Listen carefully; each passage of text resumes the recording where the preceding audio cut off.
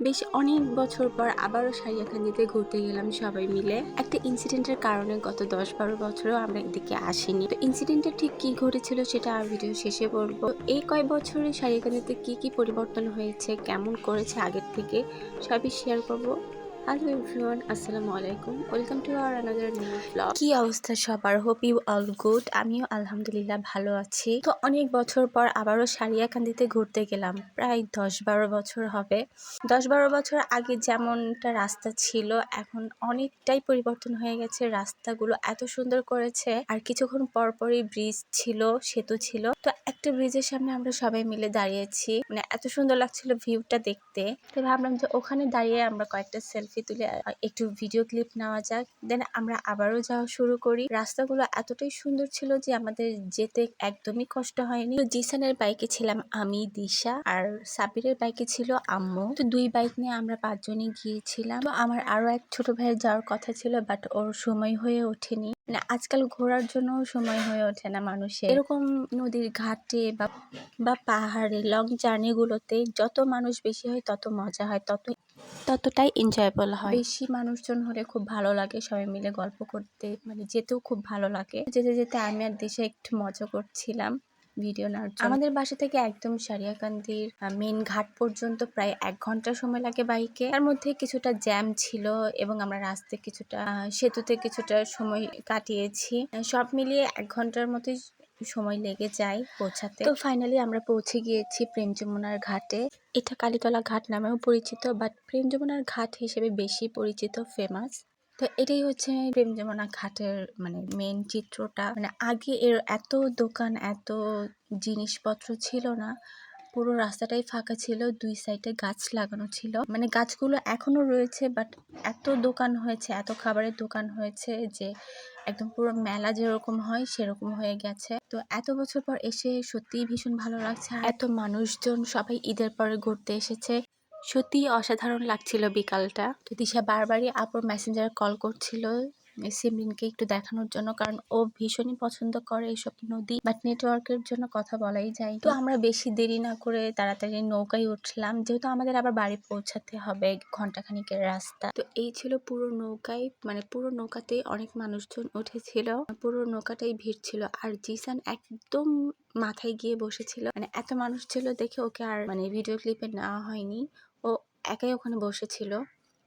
দেন আমরা সবাই মিলে একটু ভিডিও নিচ্ছিলাম। নদীটা এত দারুণ লাগছিল, আর আমার তো নৌকায় চড়তে ভীষণই ভালো লাগে বরাবরই। তো এই ছিল মানে যমুনা ঘাটের মানে মেইন চিত্র। তো নৌকাটা আমাদের ছেড়ে দিয়েছে, তো নৌকা আমাদের ঘাট থেকে ছেড়ে দিয়েছে, আর অন্যান্য নৌকাতেও সবাই মিলে খুব ধুমছে, নাচানাচি করছে। তো আমরা এই তো নৌকায় করে যাচ্ছি আর প্রাকৃতিক সৌন্দর্য উপভোগ করছি। তো নৌকায় উঠেছি, আর আমি নদীর পানি স্পর্শ করবো না তা কি করে হয়। এই ভিডিও ক্লিপটা আমাকে জিসানি নিয়ে দিয়েছিল। তো পানিটা এত ঠান্ডা ছিল, মনে হচ্ছে ফ্রিজের পানি।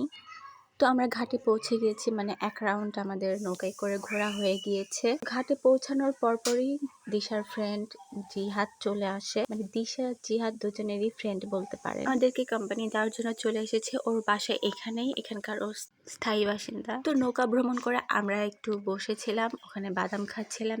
দিন জিহাদ পেয়ারা মাখা আর আনারস মাখা নিয়ে আসে। তো আম্মু দিশা দুজন মিলেই খাচ্ছিল, আর দিশা আমাকে খাইয়ে দিচ্ছিল কারণ আমি ভিডিও ক্লিপ নিচ্ছিলাম। এই তো খাওয়া দাওয়া করে আমরা আরেকটা ঘাটে যাচ্ছিলাম। তো যেতে যেতে এগুলো ভিডিও করছিলাম। এই ছিল প্রেম যমুনা ঘাটের মানে মেইন চিত্রটা। মানে এটা হচ্ছে রাস্তা, আর 2 সাইডে হচ্ছে সব দোকান, যেখানে প্রচুর গাছপালা ছিল। যেখানে বাইক আমাদের পার্কিং করা ছিল, ওখানে এই হোটেলটার পাশে এই ময়না পাখিটা ছিল। বাট এই ময়না পাখিটা নাকি কথা বলতে পারে, কিন্তু অনেকবার ট্রাই করেছি কিন্তু একবারও কথা বলেনি। আর এই আলু ভাজা নেওয়ার জন্য জিহাদ ভিতরে যায়, বাট এত সিরিয়াল ছিল, নিতে নিতে প্রায় 1/2 ঘন্টা লেগে গেছিল। আমরা অনেকক্ষণ ধরে ওয়েট করছিলাম।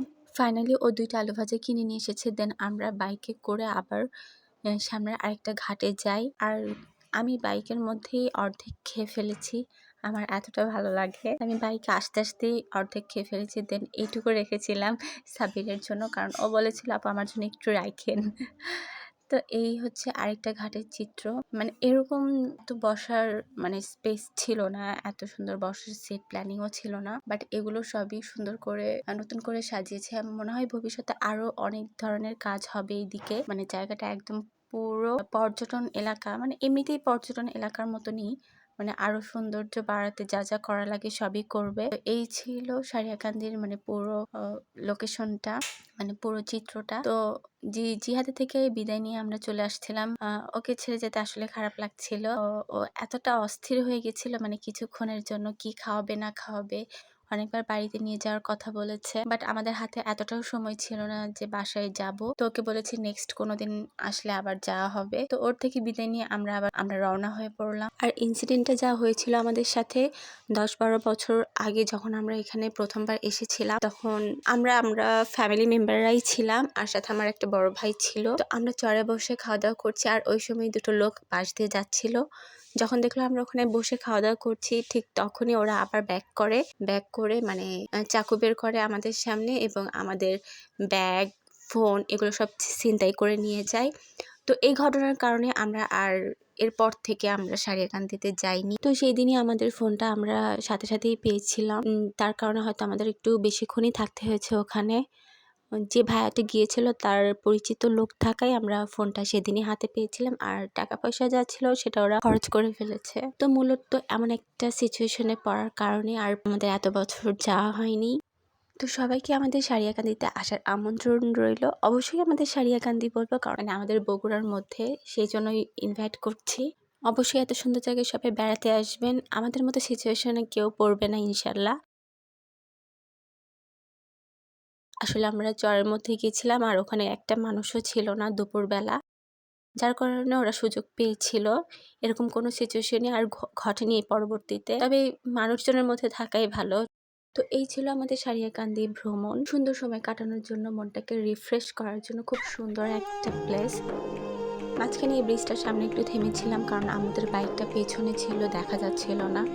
দেন আমরা আবার যাওয়া শুরু করলাম। তো ভিডিওটা ভালো লাগলে অবশ্যই লাইক, কমেন্ট অ্যান্ড শেয়ার করবেন, আর আমাদের জন্য দোয়া করবেন। সবাই ভালো থাকবেন, সুস্থ থাকবেন। Thank you so much for watching. আল্লাহ হাফিজ।